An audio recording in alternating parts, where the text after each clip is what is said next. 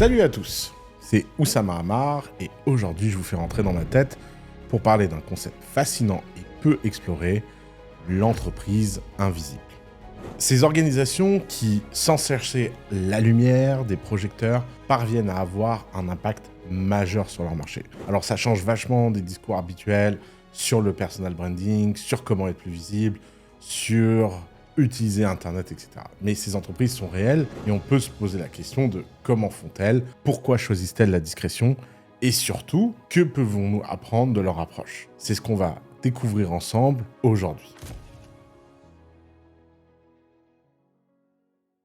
Alors, commençons par définir ce qu'est une entreprise invisible. Non, ce n'est pas une organisation secrète, pas d'Illuminati ici, ou encore moins une organisation clandestine. Pas de mafia ici. Mais plutôt une entreprise qui choisit délibérément de rester en dehors des radars médiatiques. On ne parle pas de la boîte qui n'arrive pas à rentrer dans ces radars. Donc c'est une boîte qui, par choix, ne choisit et ne cherche pas la reconnaissance publique, mais se concentre uniquement sur l'efficacité, la qualité et l'impact réel de ses produits ou services. Alors vous allez me dire, mais pourquoi une entreprise choisirait-elle de rester discrète? Il y a plusieurs raisons évidentes à cela. Déjà, travailler sans bruit, pouvoir se concentrer sur l'essentiel. Moins de temps passé sur la communication externe signifie plus de temps pour l'innovation, la satisfaction réelle des clients et le bien-être de l'entreprise.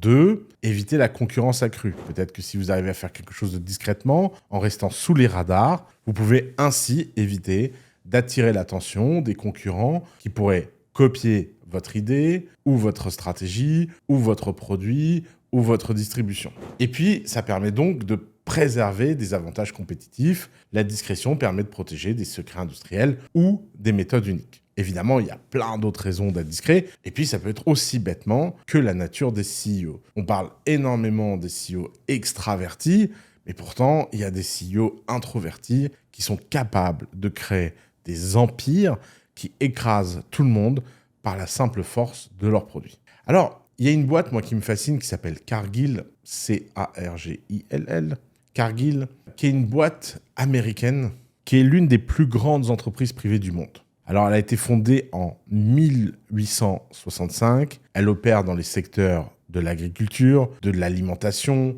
de la finance, de l'industrie, de l'armement.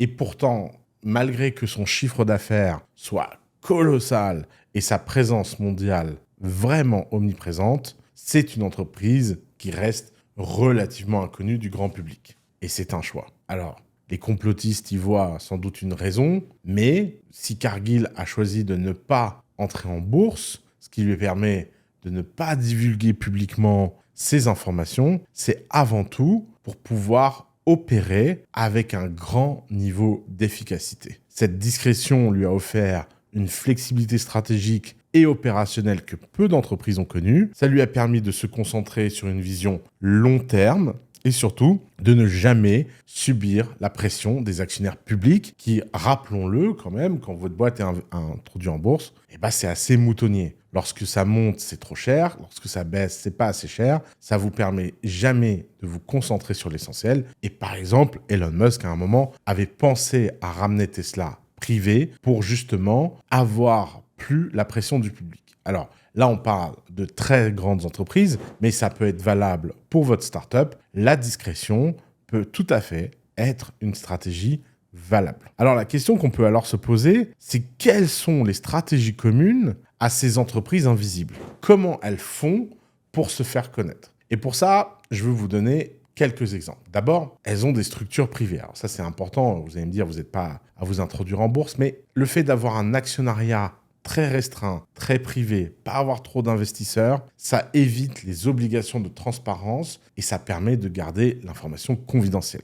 Ensuite, en général, elles n'ont pas besoin d'annoncer la façon dont elles opèrent. Elles peuvent prendre des mouvements stratégiques et prendre des positions sans que personne ne le sache. Et elles ont une capacité d'investissement privé qui leur permet de contrôler les étapes du processus de fabrication, de production, de distribution. Alors, une des stratégies les plus simples lorsque vous êtes solopreneur et que vous avez envie de faire une entreprise discrète, tout le monde parle de comment faire du contenu sur LinkedIn, tout le monde parle de comment faire du contenu sur Instagram, tout le monde parle de comment faire du contenu sur YouTube, mais personne ne parle comment faire du contenu confidentiel. Vous allez me dire, faire du contenu confidentiel, ça n'a aucun sens. Et pourtant, il y a des business incroyables qui le font. Laissez-moi vous raconter la stratégie de la newsletter secrète. Comment ça fonctionne? Les newsletters secrètes sont des newsletters qui ne sont ouvertes que sur invitation, dans laquelle on ne peut pas s'inscrire et qui permet de développer une relation directe et privilégiée avec ses clients.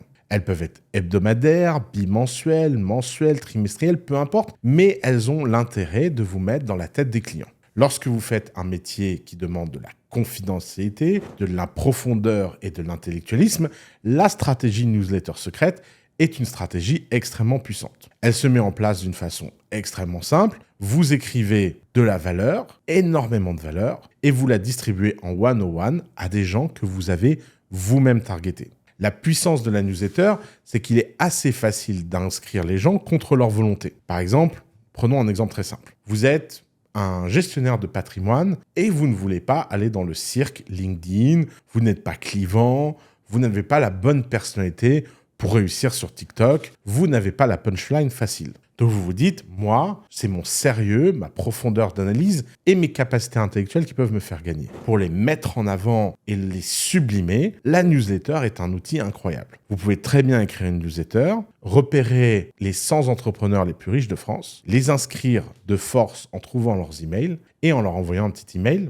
avec le script suivant. Bonjour, je suis Monsieur Épargne, je fais une newsletter bimensuelle sur comment investir son argent en bourse aux États-Unis. Cette newsletter contient des insights de marché, des informations et des choses que j'ai collectées dans mes 20 ans d'expérience. Machin m'a dit que, vous inventez, machin m'a dit que vous étiez très intéressé par ce sujet, je me suis permis de vous inscrire à ma newsletter. Je vous joins à cet email la dernière édition de cette newsletter et si j'ai eu tort de vous inscrire, toutes mes excuses, cliquez simplement ici pour vous désinscrire.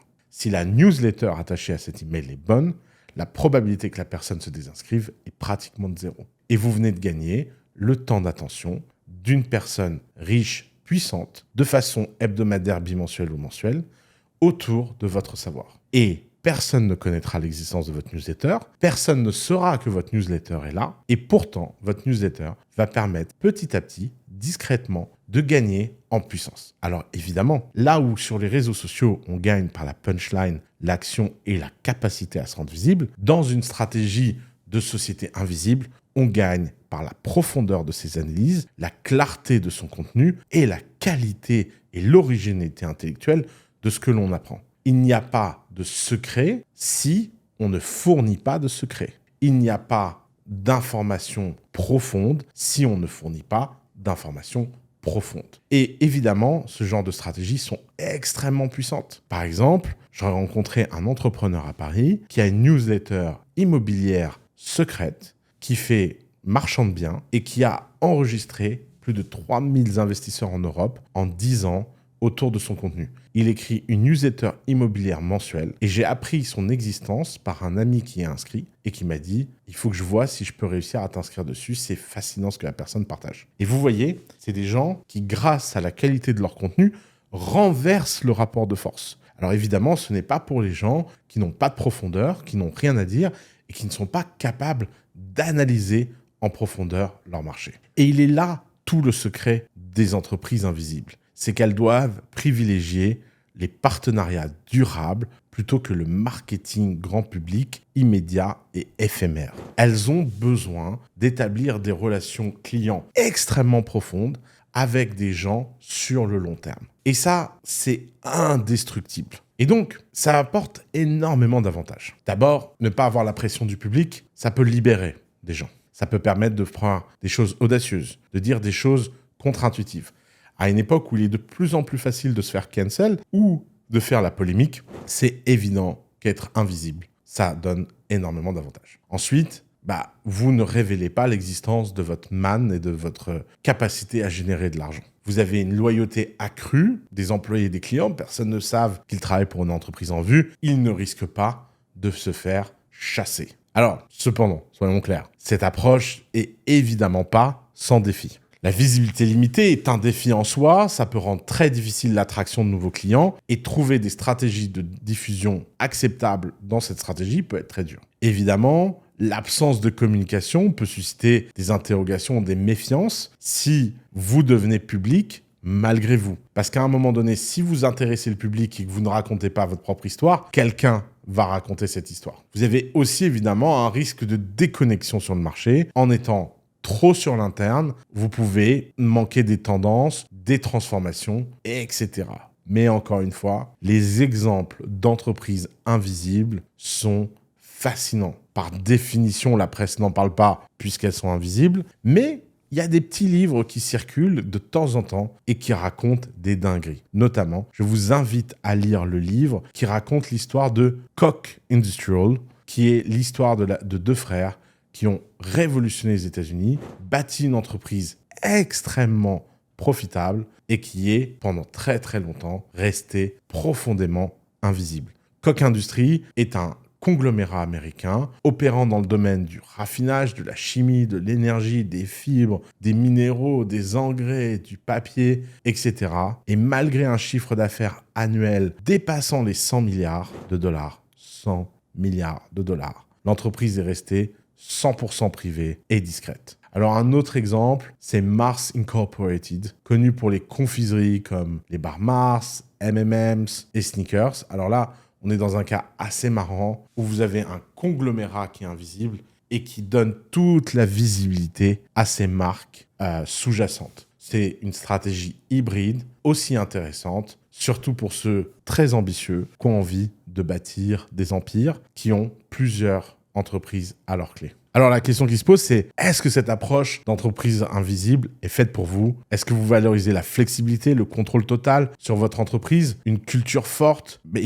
Si vous envisagez tout ça, c'est sans doute une voie à envisager. Mais il est crucial d'être conscient que c'est un immense défi en termes de croissance. Et qui dit défi en termes de croissance, dit difficulté à gagner de l'argent. Sur ce, j'espère que je vous aurai amené à réfléchir un peu différemment sur votre stratégie de communication. J'espère que la stratégie newsletter était claire et qu'elle inspirera de nombreuses personnes dans des professions intellectuelles à pratiquer une stratégie de distribution d'un tout nouveau genre pour les gens qui ont des choses intéressantes à dire. N'hésitez pas à partager en commentaire des stratégies d'entreprise invisibles. Il est temps de donner plus de visibilité à l'invisible tout autour de nous. Sur ce, mes amis Illuminati, je vous dis à bientôt. C'était Oussama pour une nouvelle vidéo de Dans la tête d'Oussama.